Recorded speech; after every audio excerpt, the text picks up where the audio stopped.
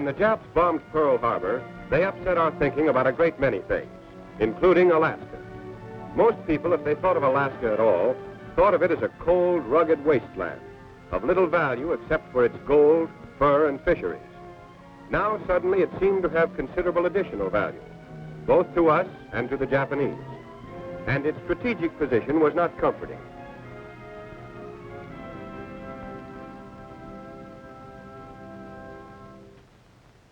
From Alaska, the Aleutian Islands stretched out invitingly toward a shrewd and daring enemy. The great Japanese air and naval base at Paramushiro was only 750 miles from Attu. Attu was only 1,200 miles from the mainland of Alaska. And Japs in Alaska would be a direct threat to the west coast of America and also to the interior. Alaska's long and broken coastline was weakly defended.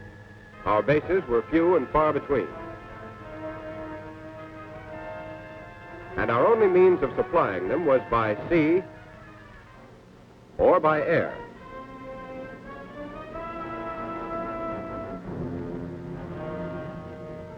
There was no overland connection across the wilderness of northwestern Canada. Not even a trail.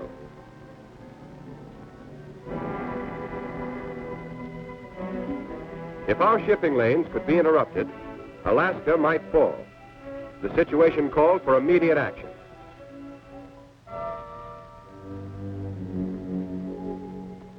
The Canadian government had already carved out a series of 5 airports between Edmonton, Alberta, and Whitehorse, Yukon Territory. And there were other fields in Alaska between the Yukon border and Fairbanks. With Canada's consent, the United States War Department decided to build a military highway from Rails End at Dawson Creek, British Columbia, to Fairbanks, Alaska, to link up and supply these airfields and to provide emergency access to Alaska for troops and materiel. This highway would extend roughly 1,500 miles, about the distance from Washington to Denver. The frontier town of Dawson Creek saw the arrival of the 1st Army Engineer Troops in March 1942.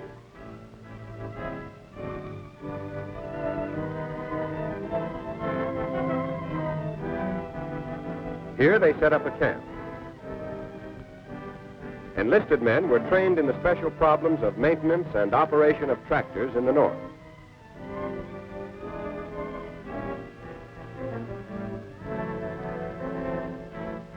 Their stiff workouts in sub-zero weather over the surrounding hills soon produced skilled cat skinners.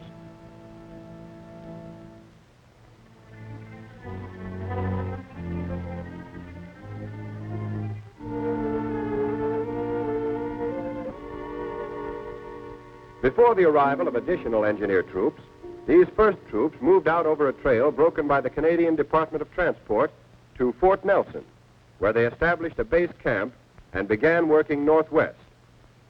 Other regiments entered the Yukon through Skagway and established a base at Whitehorse. They began working both northwest and southeast. Still other regiments entered Alaska at Valdez and moved up to a point in the interior. From here, they began working toward Fairbanks and toward the Yukon border. In all, there were 7 engineer regiments, or about 10,000 men. Their immediate job was to break through a pioneer road, a road without frills, but a road which could be used to supply the airfields and to construct a permanent road later.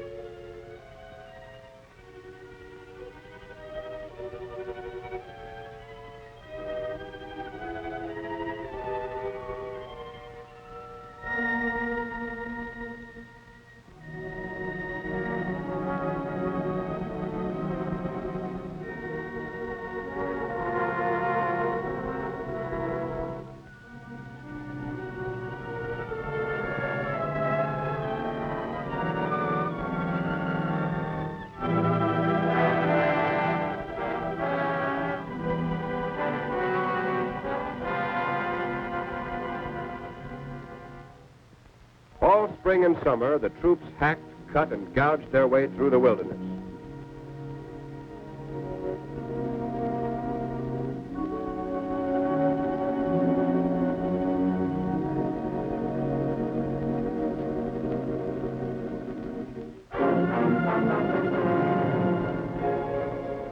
There were colored as well as white troops. Both did their full share.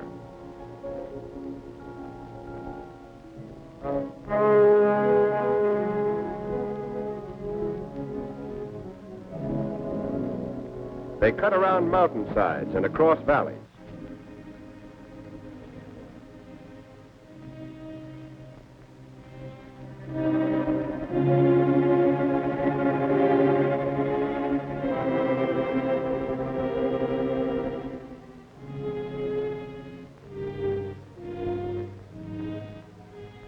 They corduroyed and filled over swampy ground.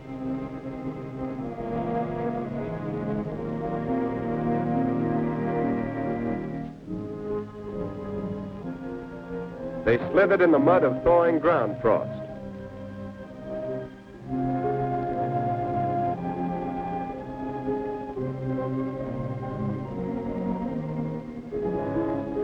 They built culverts over brooks and small streams.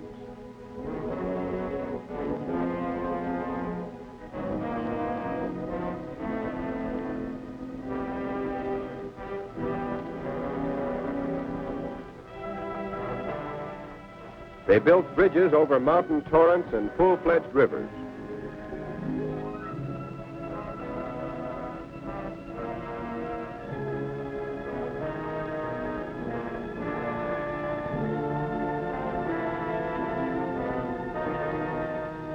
Finally, on the 20th of November, 1942, 8 months after the first troops plunged into the northern bush, the Pioneer Road from Dawson Creek to Fairbanks was officially opened. The freight rolled through.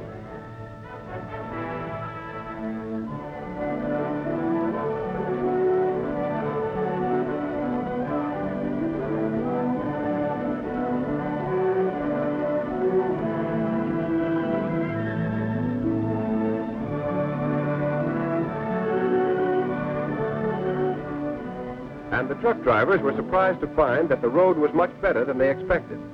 In fact, considering its length, more than 1,500 miles, the difficulties of terrain and climate, and the remarkably short time of construction, it was one of the wonders of the modern world.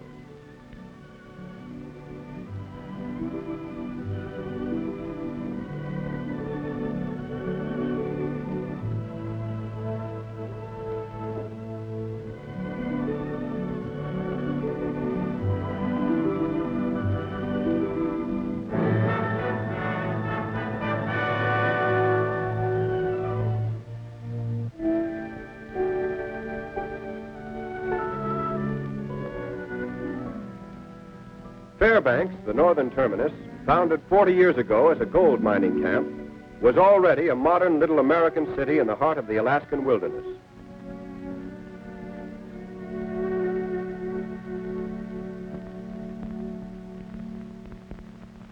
Of course, the highway was still largely a winter road, usable in some sections only when the ground was frozen. Its bridges were temporary, and many of them would be washed out by the ice and floods in the spring.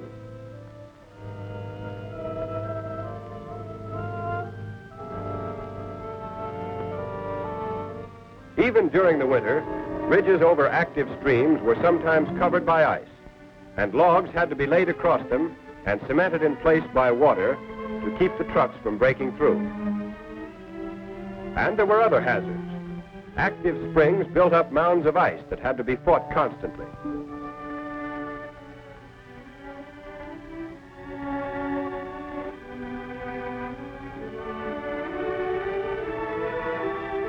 When culverts plugged up and ice mushroomed over the road, it had to be cleared, even at 40 below.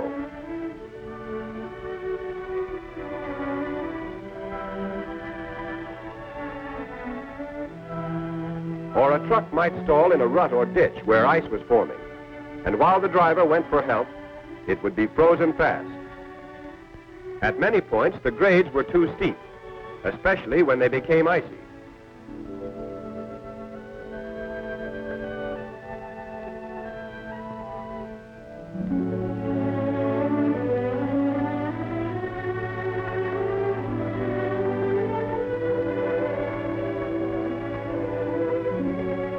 Sanding machines worked constantly, but it was impossible to keep the road safe at all times and places. Even on the best sections, if drivers relaxed for a moment, they might find themselves in a ditch.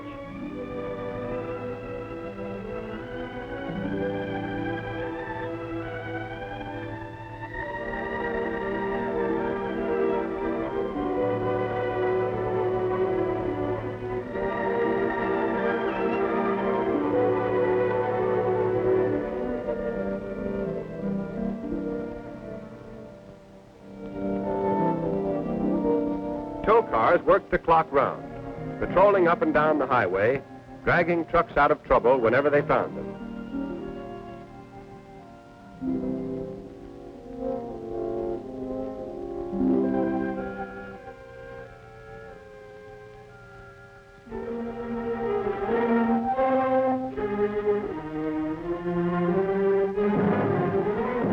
Control stations established at 100-mile intervals were manned by quartermaster troops who checked over and refueled each truck as it came through.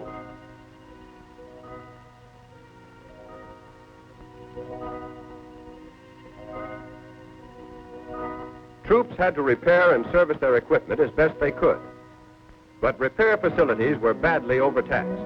Both spare parts and mechanics were scarce. Many trucks were deadlined for weeks at a time.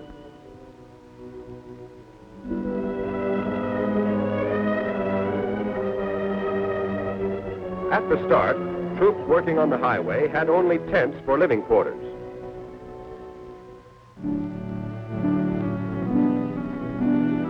By the beginning of 1943, however, most of them were living in Quonset huts. Sometimes, for added warmth, they were banked with sawdust. They came in sections and could be erected in a few hours. Following closely behind the soldiers who built the Pioneer Road, came civilian contractors to turn it into a permanent, all-weather road.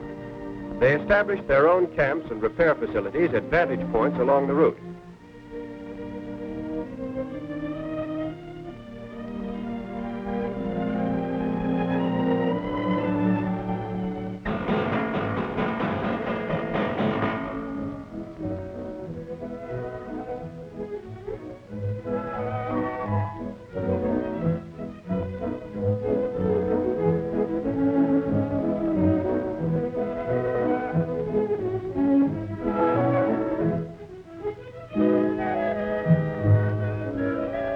There were Public Roads Administration surveyors to relocate and improve the alignment of the road.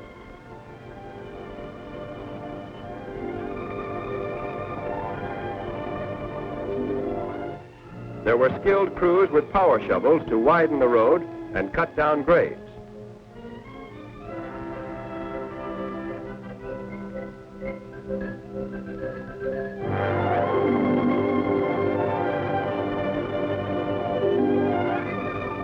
There were crews with trucks to haul gravel from the borrow pits, which were opened all up and down the highway.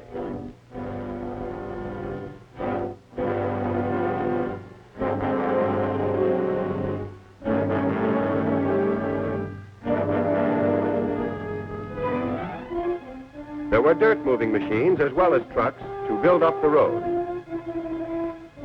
There were bulldozers to spread and pack the gravel.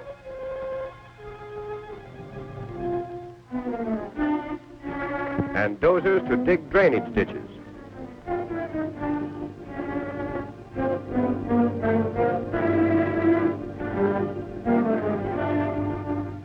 There were motor graders to smooth the surface.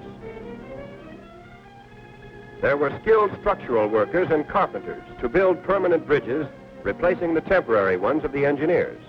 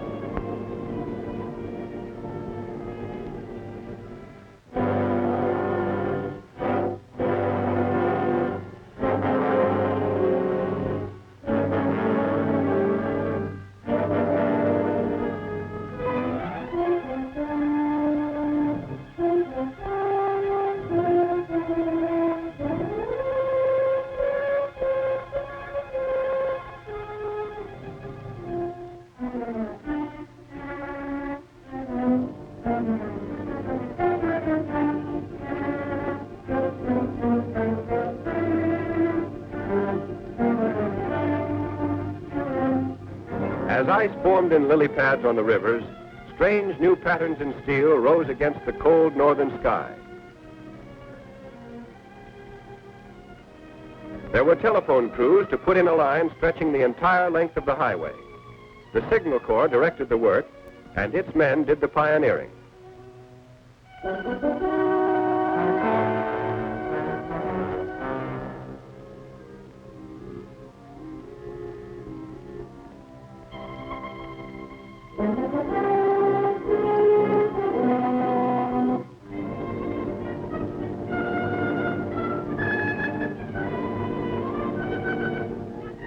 All this activity demanded a constant flow of supplies, both up the highway and by sea.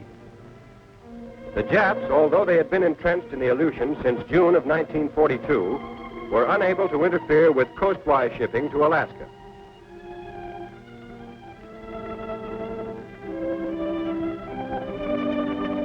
So it was possible to increase the volume of supplies moving in through Skagway.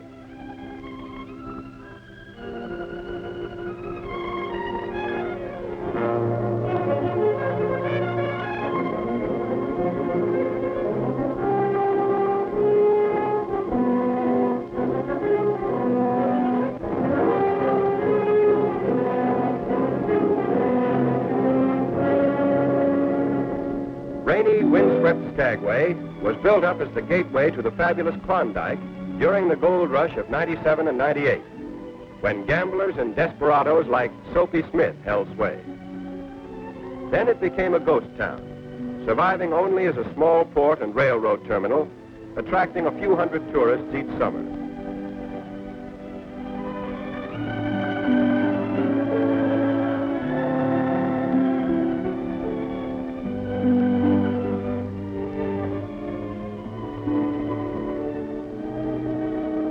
Suddenly, it came to life again as a transfer point for troops and supplies for the Alaska Highway.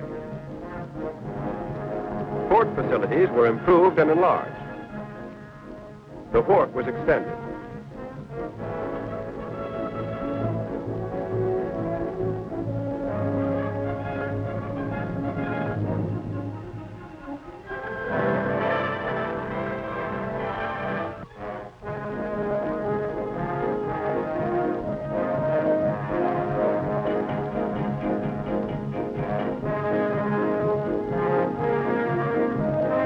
Now, freighters coming up the inside passage from Prince Rupert in British Columbia could be unloaded quickly and easily.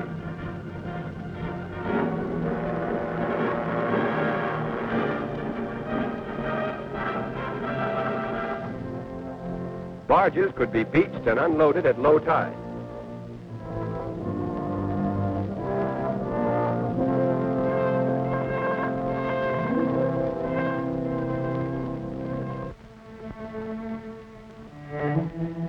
From Skagway, supplies moved across the mountains on the narrow-gauge White Pass and Yukon Railway.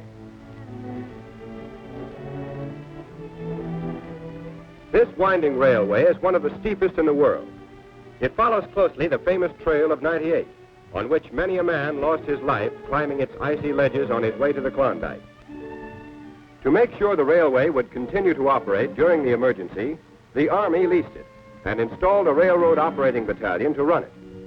All winter long, in spite of cold and snow and treacherous rock slides, these trainmen in uniform kept supplies and equipment rolling steadily the 110 miles into Whitehorse.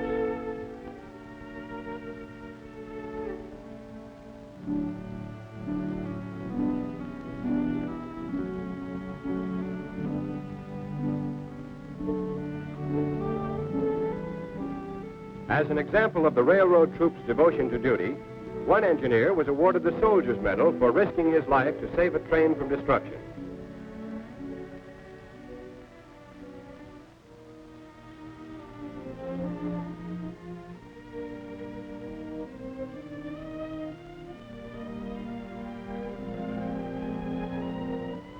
Whitehorse, at the head of navigation on the Yukon River, 40 years ago in its gold rush heyday, boasted a population of 20,000 people, which later dwindled to a few hundred.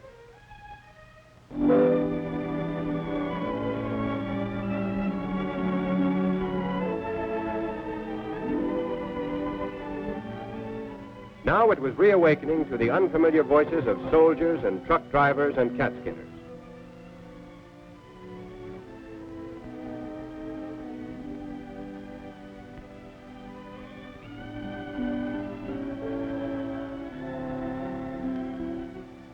On through the spring and summer, the road building continued.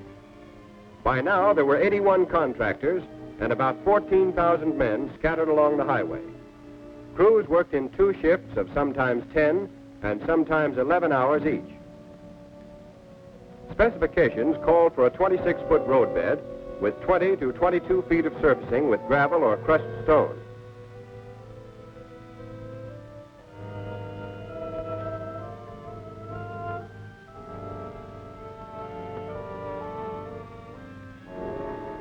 And in addition to the highway itself, an important supplement was being built, the Haines Cutoff. Running from Haines in the Alaska Panhandle, 160 miles north to a point on the highway 95 miles west of Whitehorse, the cutoff was designed to relieve the strain on the White Pass and Yukon Railway. It was begun in the spring of 1943, with engineer troops pioneering the road south from the Alaska Highway.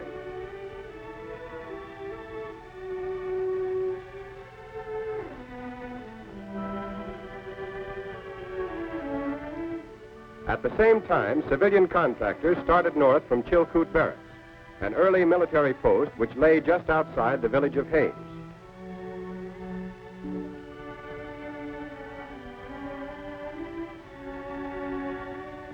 For the first 42 miles, an old motor road was improved, widened, and in places relocated.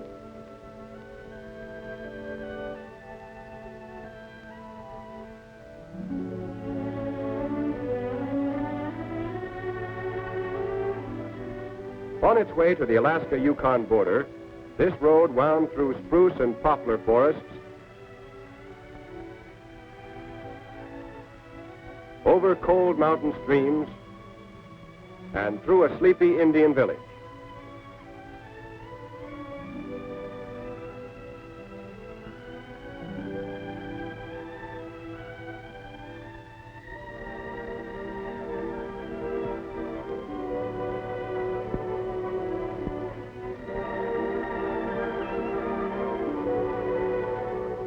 From the border northward, the route followed an old pack trail. Here the contractors started from scratch, clearing timber, grading, and surfacing.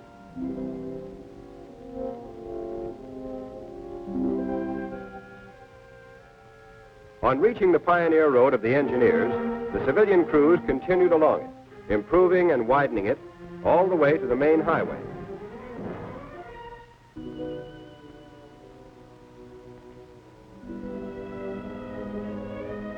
When the Haines Cutoff was finished in the fall of 1943, the Alaska Highway had an all-weather connection with Tidewater.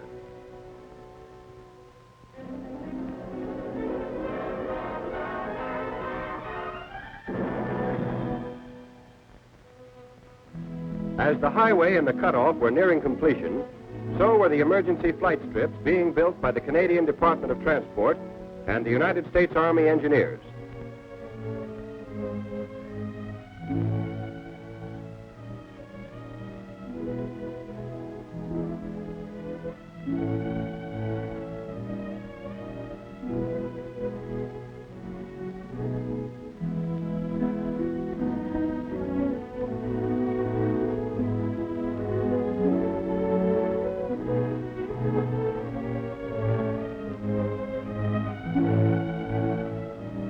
These strips were spaced between airports to provide a safe landing surface for pilots who suddenly ran into trouble.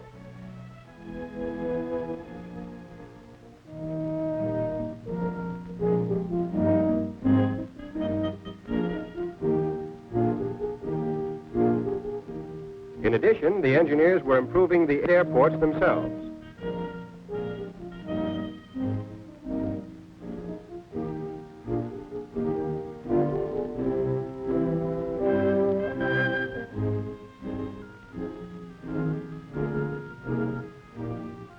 Extra hangars were built.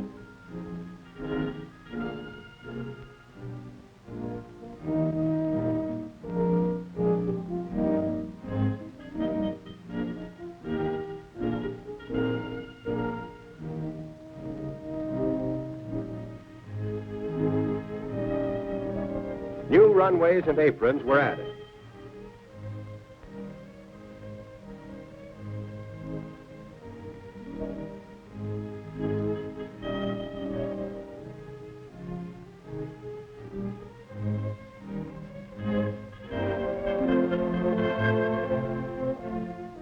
These airports were enlarged and the flight strips were built not only to speed American planes into Alaska, but also to service red-starred fighters and bombers being ferried on Lend-Lease direct to Russia.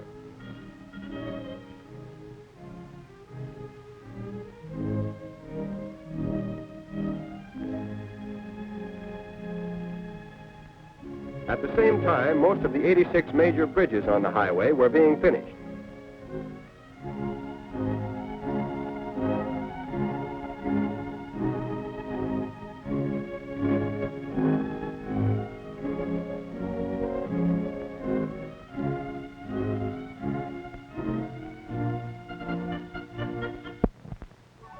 The largest of these was the Peace River Bridge, spanning one of the great rivers of the North.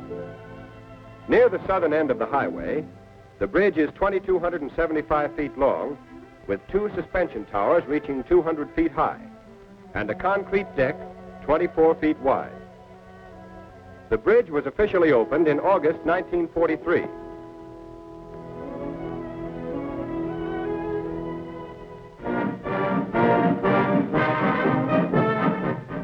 Soldiers and construction workers came from various sections of the highway.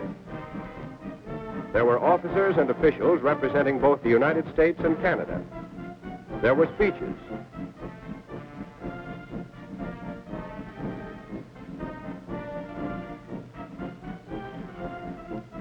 There was a ribbon to be cut.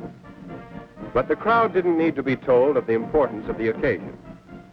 The towering bridge itself was ample evidence of the new day dawning in the North.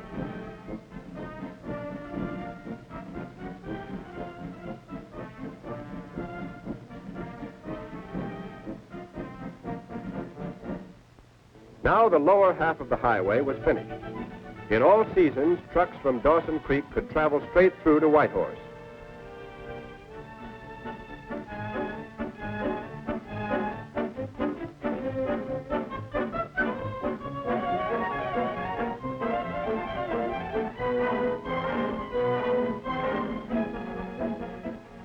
At intervals of about 100 miles, there were relay stations where the trucks were checked over and refueled.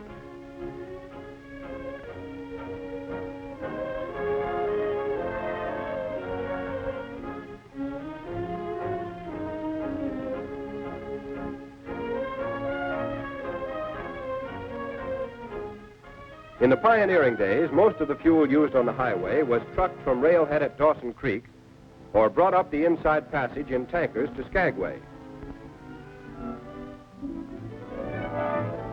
But with the completion of the Canal project, with its refinery and network of pipelines, the Alaska Highway had its own fueling system.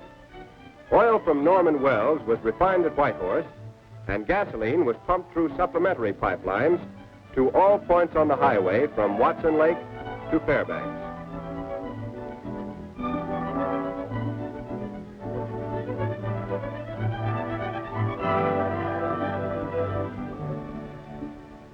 By October 1943, there was only one gap left in the highway. It was just east of the Alaska-Yukon border. On the 13th of October, the remaining gap was only a few hundred feet. There were 2 crews working toward each other. In this section, there was permanent ground frost. That meant the ground stayed frozen all summer long, down to a depth of 50 or 60 feet. If the surface cover of moss and vegetation were disturbed, the ground would quickly thaw and become a quagmire. So the contractors used a road-building technique peculiar to the North. Rock, fill, and gravel were spilled out on the ground and carefully spread over the surface. In this way, insulation was added to that already provided by nature, and the frost was permanently locked in.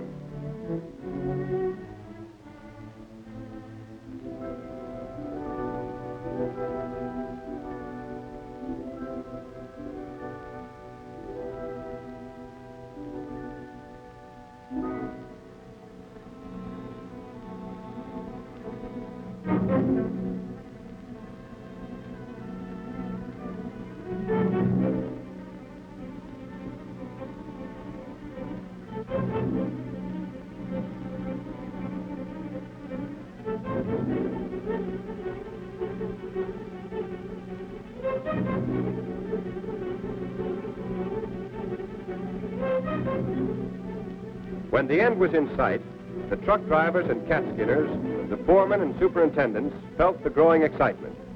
They were witnessing the climax of 20 long months of toil by 25,000 men.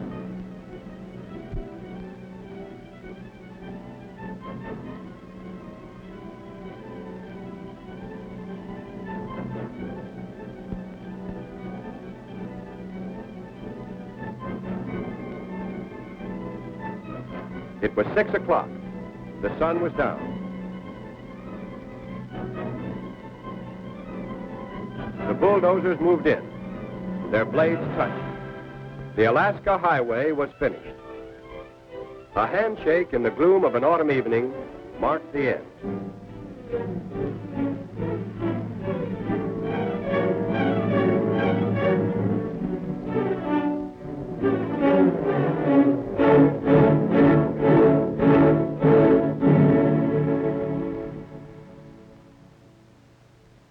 This is the road these men built.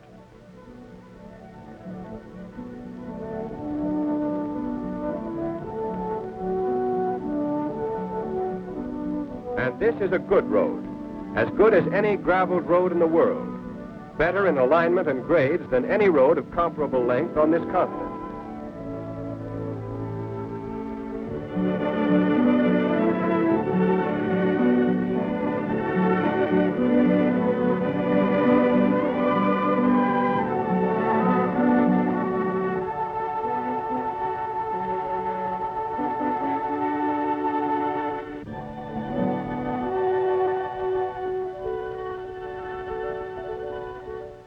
But the Alaska Highway is much more than a road, much more than a brilliant construction feat. It is the backbone of our military position in the far northwest. Its smooth surface provides a safe, all-weather route for trucks and cars from the transportation network of southern Canada to the interior of Alaska. Through the 1,600 miles of integrated canal pipelines, fuel to supply the road, the airports, and the flight strips is readily available. Now we can press home the attack.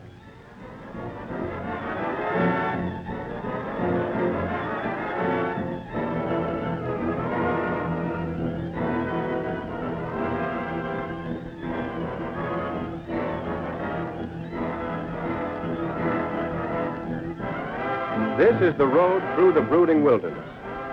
This is the wedge which has pried open the last great frontier of America. The key which has unlocked the treasure chest of Alaska and the Canadian Northwest.